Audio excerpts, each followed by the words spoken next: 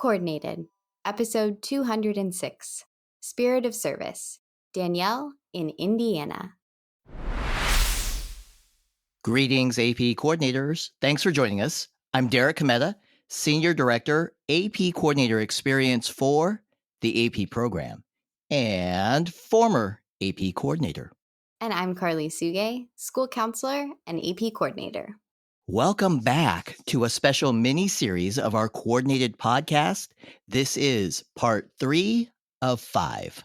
Our continuing theme is Spirit of Service, something I think many AP coordinators have in common.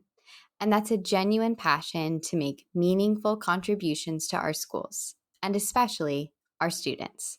So today, we are excited to share a conversation with two AP coordinators, Karli Suge and Danielle Vohland. Once again, it's time to get coordinated.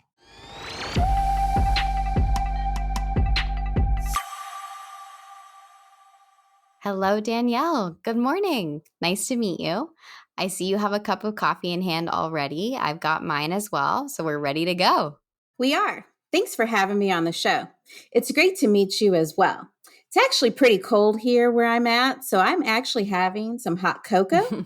Didn't want to say anything, but just between us, I listen to the podcast all the time, and you are my favorite AP coordinator in California. I think you might be the most famous as well. Don't tell Derek. He still calls himself an AP coordinator, and he probably thinks he's the most famous. Right. We'll keep that a secret just between us. Derek will never listen to this. Speaking of famous, I want to start by asking if there are any famous alumni from your school. And you are at... I'm at Pike High School. We're located on the northwest side of Indianapolis, Indiana.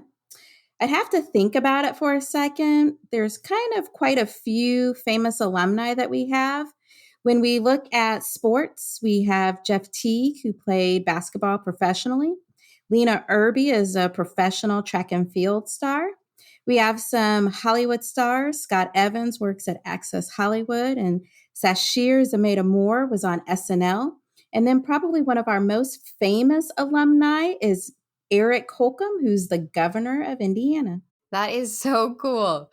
From my high school, I'd say Sharon Day Monroe, who's a 2-time Olympic track athlete from the Beijing 2008 Games and the London 2012 Games. And then, of course, there's me. I was a student at the same high school that I work at now, which is kind of crazy. Well, kind of crazy for me as well. I also work at the same high school that I attended as a student. You know, for a little bit, it was kind of confusing for some staff members, especially if they were newer, that would think of me as a student. I always had to show my ID badge to them. But the weirdest part was actually calling my former teachers by their first names. It was just hard for me to do. And they would always stress, hey, we're colleagues now. And so, you know, it was getting used to that, calling them by their first name over the years. But hey, I've gotten over it and now I can do it. And now I've become one of the more experienced teachers at my school. I completely understand. Well, it seems like we have a lot in common already and we're just getting started. I love it. So tell us a little more about Pike High School. So Pike High School is located in central Indiana on the northwest side of Indianapolis. We are a large minority-majority school. We have a freshman center, main campus. We even have a career center attached to our school. And we have a little over 3,000 students. A lot of our students are heavily involved in different activities within our school and outside of our school. It's pretty much stated that if you want a club or you want an activity to take place and you find a sponsor, we'll make it happen. And is your school known for anything in particular? Academic programs, sports, or performing arts? We actually have 3 big academic programs. We are an advanced placement school. We also have the International Baccalaureate program. We offer a lot of dual credit opportunities. We have a career center attached to our school, so we have a lot of different trade schools. Our basketball team is really good, boys and girls soccer, track and field. And we have a very robust performing arts program with theater, band, orchestra, choir. There's something for everyone. That sounds so fun. Can you tell us what your role is in addition to being the AP coordinator? So, I previously stated we're an international baccalaureate school and we offer dual credit programs too. So, I coordinate both of those programs. So, I make sure that all of our teachers are trained, that they're credentialed to offer those classes.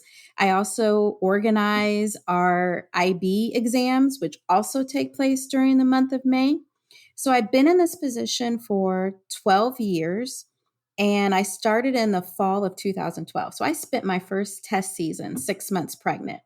But the most rewarding thing is just seeing those kids' faces light up when they think that they're not going to remember what they learned back in August and September, and they come out excited, like, yeah, I remembered it, and feel like they're going to do well on the exam.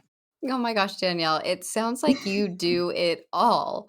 The unofficial queen of testing at Pike High School. So, how did you become the AP coordinator? Volunteer or voluntold?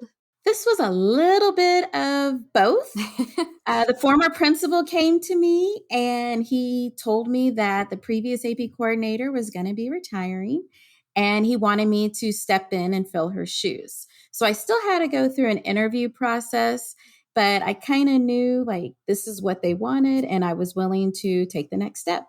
And about how many students take AP courses? And is it optional to take the exam or is it required?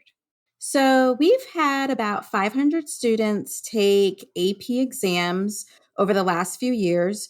We usually average about 550 to 600 pre-COVID, and that number's dropped. So we're working to get that back up. And then we give just under 1,000 exams. Our students are highly encouraged and expected to take the exam if they take the course. By taking AP exams, this helps students with obtaining one of the highest diplomas that we offer in the state of Indiana, and it also helps them to meet a graduation pathways. But we do have a new principal this year, and he's pretty much now like it's a requirement. If you're taking the class, then you need to take the exam. At my school, we have about 300 students that take about 500 or so exams. And we have a similar policy in terms of taking the AP exam. Our students are highly encouraged to take the AP exam. We want them to demonstrate the wealth of knowledge that they've received over this year-long course, but it is ultimately optional and up to the student. One of the more popular courses for our younger students is AP Human Geography. What about at your school? What AP courses are most popular with younger students? So, actually, social studies is a really popular one at our school. And my personal favorite, because I used to teach it, is AP World History. And then the next popular ones amongst our younger students actually take US History and Psychology. So, Danielle, as someone who has been an AP coordinator for a few years, I assume you like it. What is the most rewarding part of this role for you?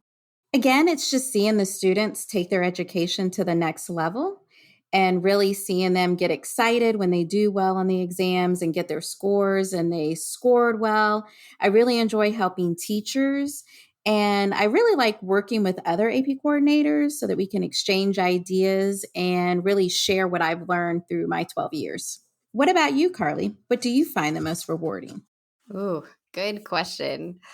I love helping students connect their current classes with their future passions. It's always so exciting when an AP class creates a starting point to a future area of study. So, the most rewarding part is not working with Derek?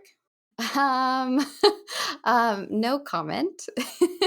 So, Danielle, how about a crazy or funny story? Anything unusual that has happened at your school during the administration of AP exams in May? Okay, knocking on wood. This is my 12th year, and so far I haven't had anything crazy happen. I think the most crazy thing has been I had about 60 exams missing the week before exams were supposed to start, and they showed up late Friday afternoon. And one of them was the very first exam I was supposed to give on the first day. But actually, we did have one incident when I was still in the classroom as an AP teacher that the AP coordinator at the time shared with us where a student had a cell phone and they had either tweeted or sent something out this before social media was really big, haha, they didn't catch me. I still have my phone on me. And the student didn't realize like they could have just hurt us from being able to give future AP exams or invalidated everyone in that room's exam.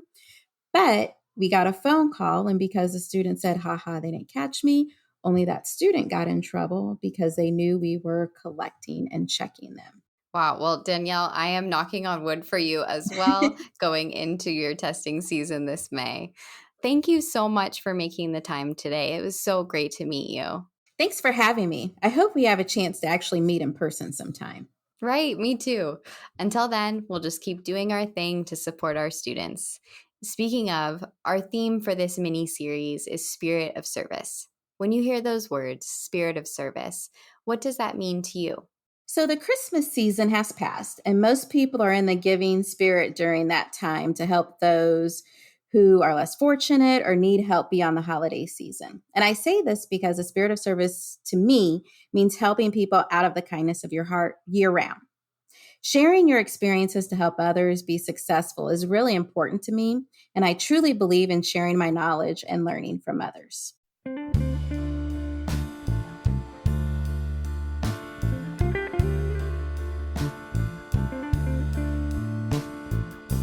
Fellow AP coordinators, thanks for joining us. We'll be back next week as we feature another AP coordinator. And this time, we'll visit the Windy City, Chicago, Illinois. Might want to wear your parka while listening to that one. And on behalf of AP Program Delivery and the AP Coordinator Experience team, we do absolutely appreciate you. And for all our support of AP students, yep, our support. AP coordinators, we are truly good as gold.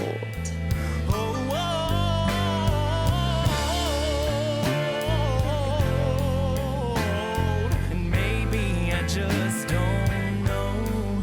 I'll say it over and over and over again till I believe it's so.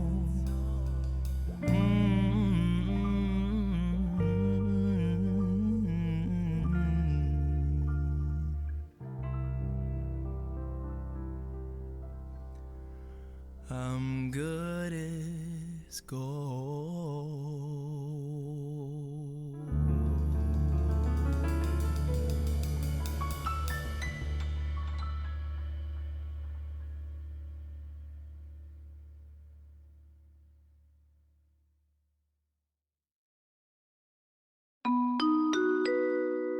AP coordinators, despite your best intentions, did you miss out on the AP Coordinator Back to School Workshop?